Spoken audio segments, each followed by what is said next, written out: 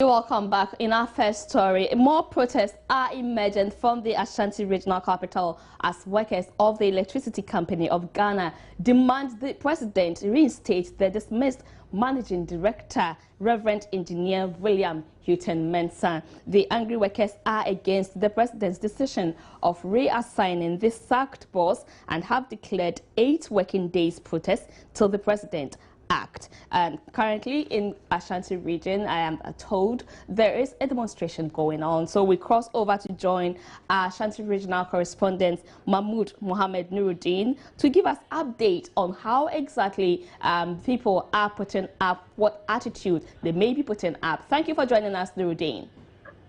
Thank you, Gladys. So quickly, update us. Are ECG workers still wearing red armbands?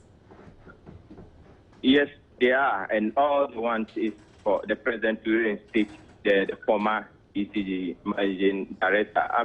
I have been speaking to some of them, and they're telling me that last week, for instance, 50 megawatts of electricity was provided for the Ashanti region, and out of this, Komfornochi barricaded down the Regional Coordinating Council, and then Otuforse to do the second, residential had to be provided with 12 megawatts, and then the remaining 38 megawatts was supplied to the whole region. And after their press conference and after their continued persistence that the government must reinstate their ECG boss, now the region is has received 190 megawatts last night, that is yesterday, and today they have also provided them with 170 megawatts of electricity, and they are thinking that this is a kind of a sabotage for the ECD boss who was sacked on Friday. So they want the president to reinstate him because they know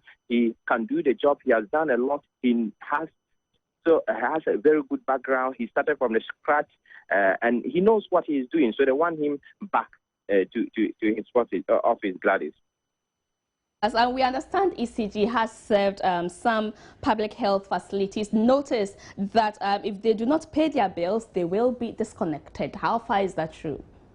Yeah, this is very true, and about 11 of them in the metropolis are likely to be affected. Earlier, the Metro Director of Health was telling the media that they would, disconnect health facilities that are owing ECG some substantial amount if they fail to do. So he is appealing to the government to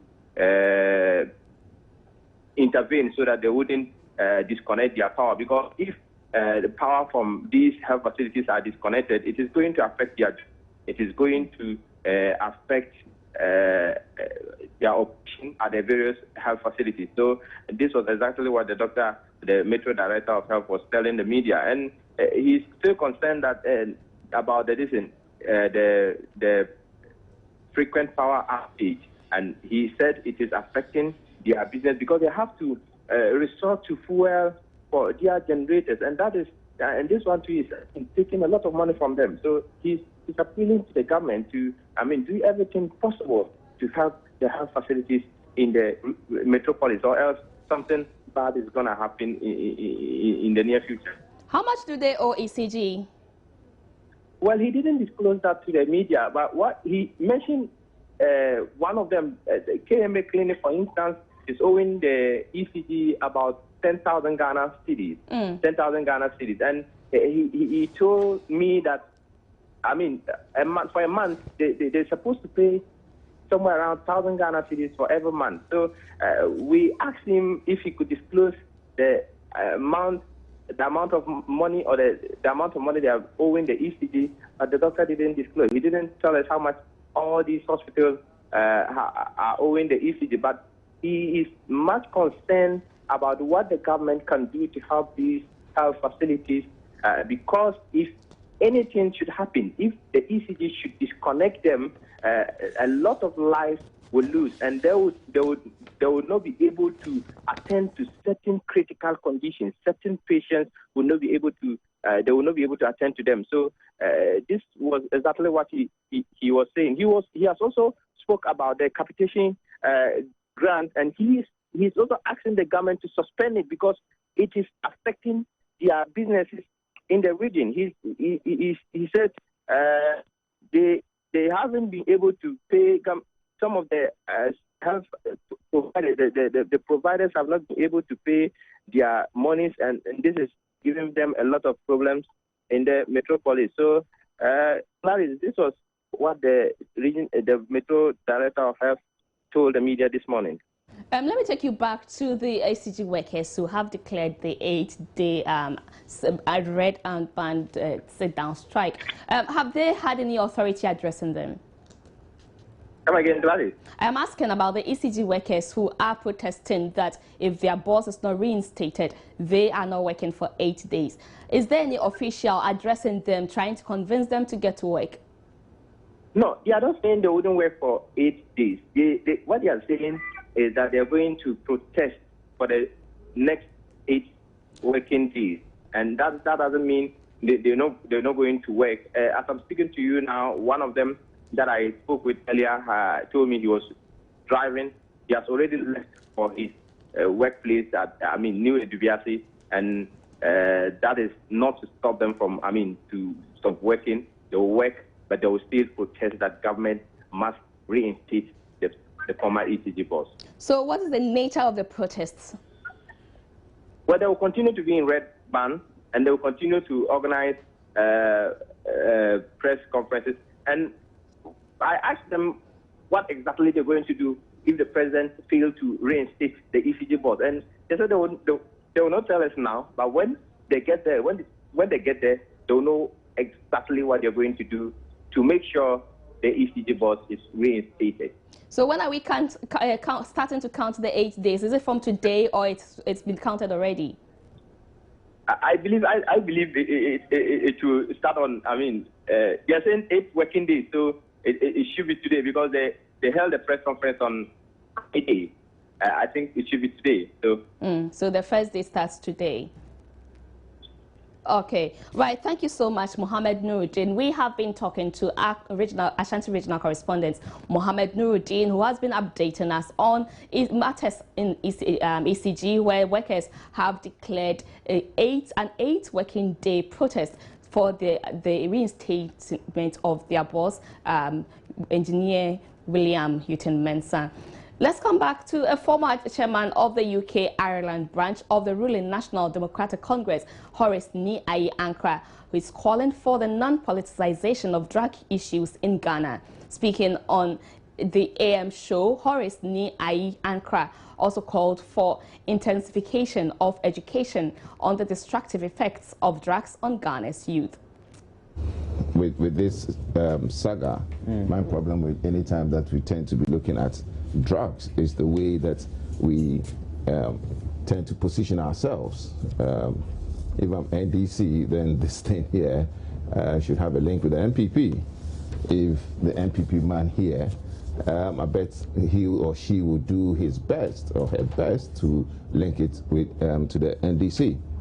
Now, since this matter came up, I have never ever heard anybody addressing what cocaine actually does to the youth, not only of this nation, but of this world. Not just the youth, anybody at all who takes cocaine, sniff it. I want us to actually, if the agencies are dealing with these matters, people like us, should stress on the fact that cocaine is simply not good for your health, and it is destroying the youth all over the world. So when we get the opportunity, I believe that what we also have to do is actually call on the agencies who are addressing these matters to also go into educating the public as to what cocaine. Drivers flying the Kwashibu Road, which links to Kwashiman, Santa Maria, Sotium and other suburbs, are urging authorities to rehabilitate the stretch. Drivers complain they spend huge sums of money to replace spare parts, a situation which is affecting their business. A report by Ivy Jemfi. Bumpy is what one can describe the untarred road. This is the Kwashibu Road. It links to Kwashiman, Santa Maria, Sotuom and other suburbs in Accra. The road has been in a deplorable state for some time now. Dotted with potholes, motorists have to drive slowly and carefully when plying that route. Concerned residents once in a while fill the potholes with concrete chippings and sand. Commercial vehicles no longer pick up passengers who are heading towards Kwashibu as they no longer ply that route for fear of their cars developing faults. Since all my for Kwashibu in the easier Kwashibu on for and no shows in our papa and the same time so we can ask you to choose for I know song so I know aqua pay. So my work on the age of far. Eko so atechena din na iboko kwa na wakana so ayoda so na kana so salt so ya sekra isa e betuma ka say man who rank say potrus kra and for passengers and for bi na obutuma gina fita no pa de opede o for kwashibo nso wunya ka na on. Residents said they have approached local authorities, but they are yet to see any work done on the road.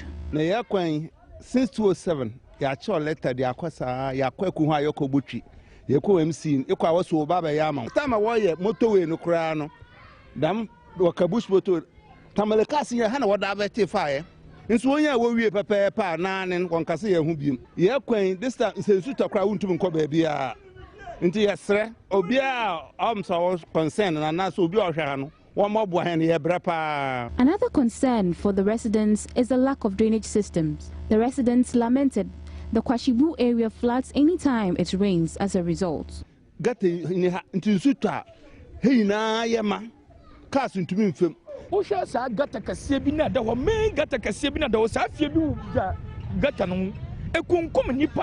Residents are appealing to the urban roads and highways to come to their aid.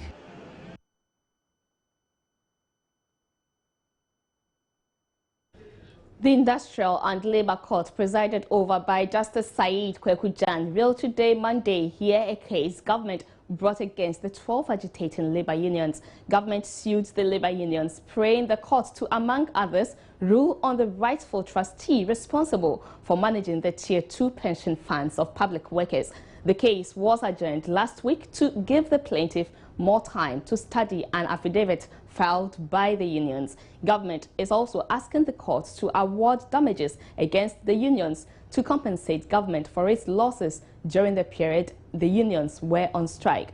On Thursday, unions embarked on a demonstration in Accra and Kumasi to show their displeasure in government's handling of their pension matters.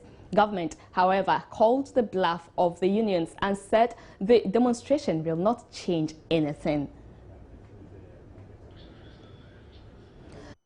We have been joined online by our correspondent, Kwachi Afre. He's with Joy News, and he is going to give us an update on how this issue went. Hello, Kwachi. Thanks for joining us.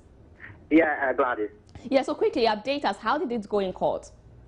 The court proceedings ended a while ago. The case has actually been adjourned to December 16. On that day, the Labour Court will only give its ruling on whether or not the labour unions can go ahead to resume their strike. The more controversial matter, as you may be aware of, which has to do with who has the right to manage the Tier 2 pension funds of the public sector workers, did not come up at all today. But there was a heated legal argument between both sides. The legal team of government and the labor union's legal team as well. And it focused on the rights or otherwise of the workers to resume their strike. Government's legal team, led by Deputy Attorney General Dominic Ayine, say that the Constitution does not support the rights of the workers to go on strike in this instance. And he makes an additional point that if this right existed at all, it would be subject to the constitutional provision that guarantees the rights of individuals. That's talking about the Bill of Rights.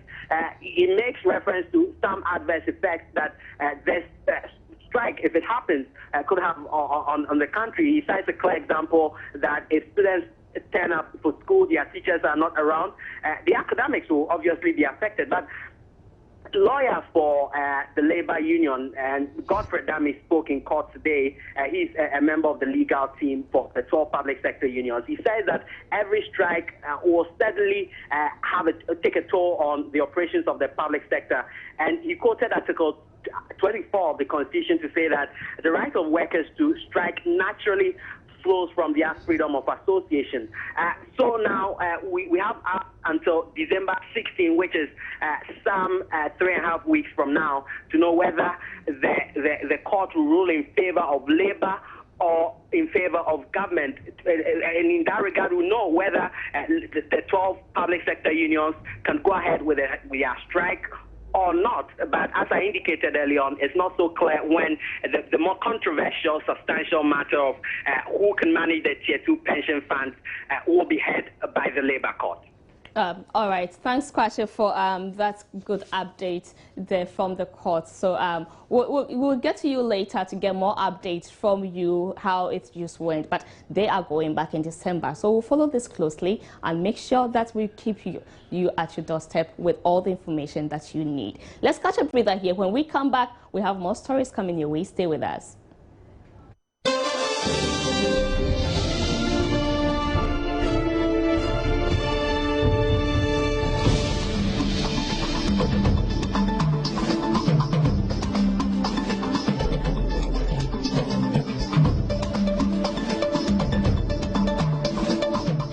You're watching News Today on Joy News and Multi TV. The Ghana Telecommunications Chamber is confident the black market for smartphones in the country will be dealt in a significant blow with government's plan to remove import duties on mobile devices. The Finance Minister said Tepe announced the policy to remove import duties on smartphones when he presented the 2015 budget to Parliament last week. The Telecoms Chamber believes this will make prices of the device competitive in Ghana and help deal with the black market challenge. CEO Sechi Ado says the policy will significantly boost government's effort to grow the formal sector. He said with the removal of the taxes, consumers would also be spared high cost of smartphones at registered shops across the country.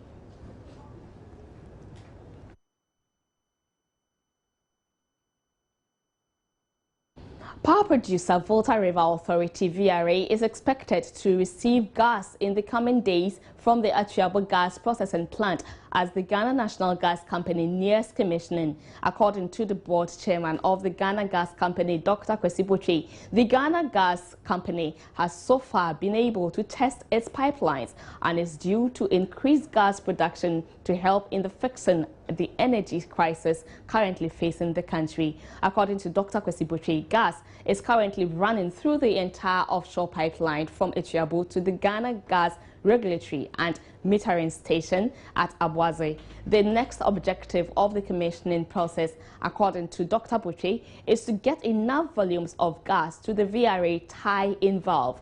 Dr. Botwe revealed in a statement that after Ghana Gas has received appropriate permits from the regulatory agencies, it is targeting a test ramp-up of up to 30 million standard cubic feet per day of gas, which should allow VRA to produce up to 100 megawatts of power on a trial basis. Considering that over 300 megawatts is being shed currently, this should help ease the ongoing erratic power cuts. Ghana Gas is also promising to provide the public with regular updates on the commissioning phase until the gas can be regularly supplied to the VRA Abuaze complex on a commercially sustainable basis.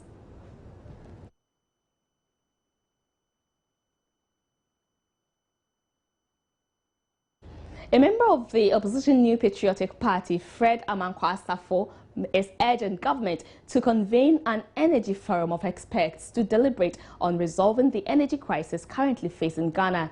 Ghana has been experiencing intermittent power supply over the last few months, with business largely affected by the crisis. As an individual, would put my light off or put my generator off to conserve energy. Sometimes we work for half a day, because if you want to work for the 8 hours in a day, you are going to spend so much. I don't have the answers. The answers is that the president has sworn an oath to protect and work for the people of this country. Is the president working for this people of this country? Definitely no. And it got to a point that, I don't know, it is a radical decision that we should bring people on board. We had an economic forum. Let's have an energy forum and bring all the experts on board and ask dispassionately. Let us put aside our egos and say, look, we can't do it. Can you give us information, or can you give us a strategy as to how to meet this? The Minister of Agriculture and former Deputy Minister of Finance, Fifi Kweti, has justified government's decision to opt for several loans in the past few years, saying it was necessary for the country's development.